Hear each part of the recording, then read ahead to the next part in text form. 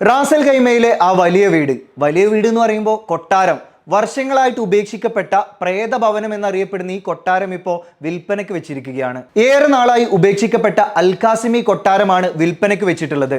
പ്രേതഭവനമല്ലേ, വില അല്പം കുറവായിരിക്കും എന്നൊന്നും ചിന്തിക്കേണ്ട. 2.5 കോടി ദിർഹമാണ് ചോദിക്കുന്നത്.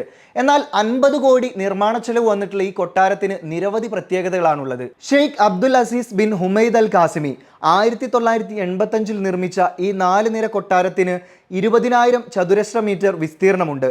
35 മുറികളുമുണ്ട്. ഇന്ത്യൻ, മൊറോക്കൻ, ഇസ്ലാമിക് വാസ്തുവിദ്യയിലാണ് നിർമ്മാണം.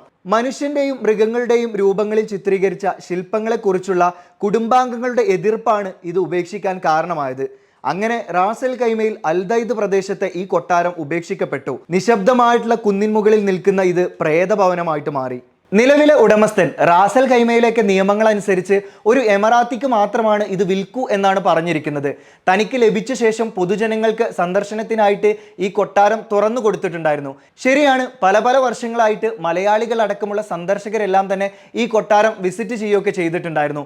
ഏതായാലും ഈ പ്രേതഭവനം, ദുരൂഹമായിട്ടുള്ള കൊട്ടാരം പുതിയ ഉടമസ്ഥനെ തേടുകയാണ്.